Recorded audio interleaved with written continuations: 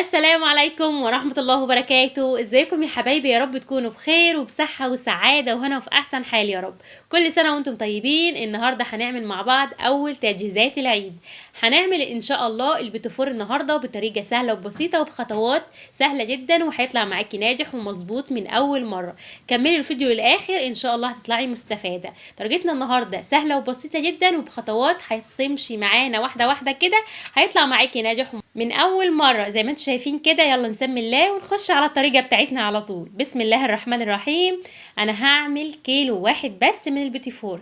هحتاج 800 جرام من الزبده الساقعه. زي ما انتم شايفين كده لازم الزبده بتاعتنا تكون بارده. 800 جرام بالظبط الكيلو الدقيق. زي ما انتم شايفين كده هقطع الزبده بتاعتي مكعبات كده علشان تتفرم معايا بسرعه او تدوب معايا بسرعه.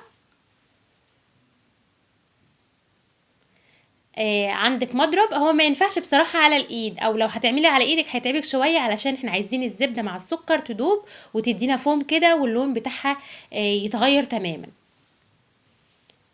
لو عندك عجان ممكن، او على المضرب اليدوي. نزلت كده ب 350 جرام بالظبط من السكر البودر. 800 جرام زبدة، 350 جرام سكر بودر.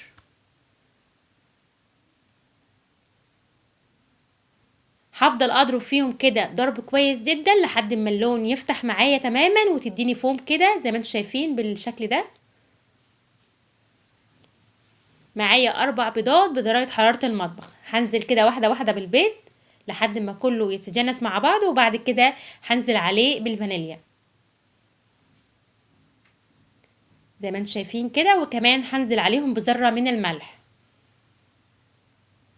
حطيت 800 جرام من الزبدة، نزلت عليهم ب 350 جرام من السكر، وهنزل عليهم ب4 بيضات بدرجة حرارة المطبخ، وبعد كده رشة ملح وفانيليا. امشي على الخطوات دي واحدة واحدة وهيطلع معاكي ناجح ومظبوط من اول مرة. وكمان لو حابة تعمليه تشكليه كده بمكنة البيتي فور براحتك. لو حابة تعمليه كده بالجمع هيتعمل معاكي وهيطلع معاكي مظبوط، وان شاء الله هتعملي شوية بيتي فور كده عسل، وكمان هتدعيلي.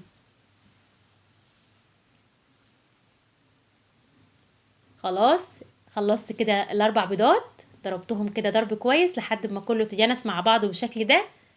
حطي كده معلقه كبيره كده من الفانيليا علشان تضيع ريحه صفارة البيض خالص. هنزل كده بكيلو بالظبط من الدقيق المنخول. طبعا وانتي بتشتري دقيق هاتي كده نوع حلو للبسكوت والبيتي فور، ما تجيبيش النوع اللي بيكون فيه عرق. يعني قولي بتاع الدقيق كده اللي انت هتشتري منه انا هستخدمه بيتي فور وبسكوت وكعك، علشان في انواع دقيق كتير في السوق فيها عرق. احنا عايزين البيتي فور يطلع معانا دايب ويطلع معانا حلو. هاتي نوع دقيق كويس. زي ما انتم شايفين كده انا نزلت بكيلو الدقيق، نزلت عليه بحوالي 6 معالق بالظبط من الدقيق العادي، علشان انا عجينه مش عايزاها تلزق في ايدي.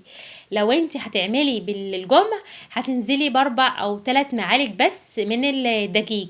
لو مش هتعملي بالجمع هتعملي بمكنه البسكوت هتنزلي ب6 معالق بالظبط من الدقيق علشان العجينه تطلع معاكي مظبوطه كده. زي ما انتم شايفين ما تتوهوش، يعني انا نزلت بكيلو دقيق و5 معالق بالظبط من الدقيق. بتشكل معايا بكل سهولة علشان العجينة تكون معايا لينة في الجمع كده وما تتعبنيش. بخلي العجينة طرية شوية. هظبط في مكنة البسكوت هحط 6 معالق، يعني كيلو دقيق و6 معالق بالظبط من الدقيق. وانا كمان هكتب لكم المقادير واحده واحده كده في صندوق الوصف ان شاء الله. بعمل بمكنه البيتي فور زي ما انتم شايفين كده بكل سهوله، ما خدش معايا وقت خالص ما شاء الله. كيلو الدقيق طلع معايا كميه حلوه جدا من البيتي فور، هتشوفوها في الاخر هتتفاجئوا كلكم من المنظر ما شاء الله، وكمان ريحته وطعمه مش قادره اقول لكم على حلاوته. طالع معايا كده الذوبان بتاعه مظبوط، مش دايب زياده عن اللزوم. انتوا عارفين بس البوتيفور لما يكون دايب زياده عن اللزوم بتاخد واحده والتانيه كده وخلاص، انت مش انت عايزه تكملي. ده بصراحه تاخدي 5 6 وعايزه تكملي. بصراحه من كتر حلاوته ما بتشبعيش منه.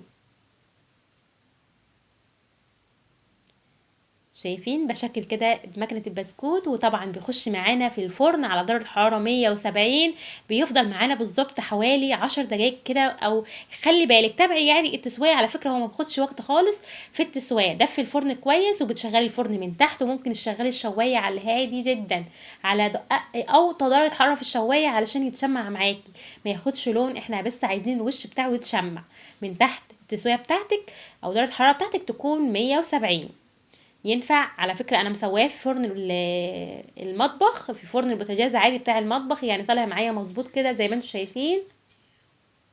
ما شاء الله، شايفين التسوية بتاعته عاملة ازاي، ويعني مظبوطة وواخد لون الحلو، طالع معايا كده دايب دوبان. شايفين ما شاء الله. لو انتي اول مرة تشوفيني بقى ما تنسينيش في الاشتراك وكمان اللايك والكومنت الحلو، ويا ريت تكتبيلي بتتابعيني منين بالظبط.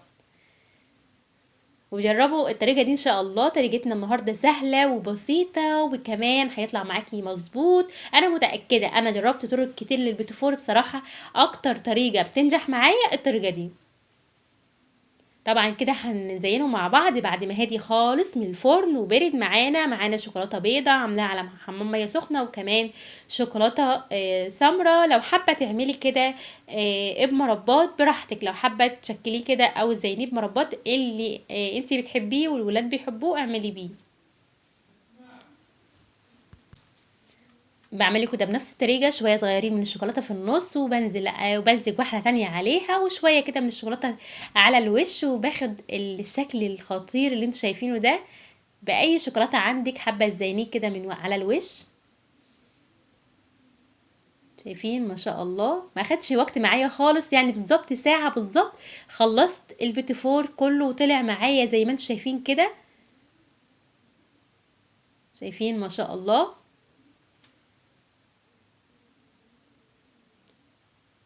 شايفين شكله. بترصيه كده على صينية او على حاجة كده، بتسيبيه شوية لحد ما يتشمع والشوكولاتة تنشف عليه، وبعد كده بترصيه في حاجة بلاستيك. بلاش كرتون، يعني بعيدوا كل البعد ان انتوا تخزنوا او تحطوا البوتفور او كعك العيد او البسكوت في كرتون، لان الكرتون بيديله ريحة مش حلوة، وكمان بياخد الزبدة او السمنة اللي في الحاجة. بلاش كرتون خالص، لو حابين تخزنوا حاجة خليها في بلاستيك احسن. البلاستيك بيحفظها وكمان بيخليها زي ما هي، والريحة والطعم بتاعها ما بيتغيرش ابدا. شايفين ما شاء الله. ما تنسوش تجربوا الطريقه دي واحده واحده كده. لو انت اول مره تعملي بيتي فور اعملي نص كيلو بس، يعني امشي على المقادير بتاعتنا وجربي كده في نص كيلو. ينفع معاكي بالجمع، وكمان ينفع معاكي بمكنه البيتي فور. هتشكليه بكل سهوله وهيطلع معاكي ناجح ومظبوط. وانا كمان قلتلك على درجه حراره الفرن بتكون من 170. بتشغلي الفرن من تحت بس، وكمان لو حابه تشغلي الشوايه ياخد لون، يعني تشغلي الشوايه على اوطى درجه حراره في الشوايه، وبتسيبيه كده بس يشمع من فوق. بتدفي الفرن كويس قبل ما بتحطي البيتيفور فيه. يا رب يكون الفيديو افادكم. ما تنسوش تجربوه بنفس الطريقة وتكتبولي كده في الكومنتات. والسلام عليكم ورحمة الله وبركاته.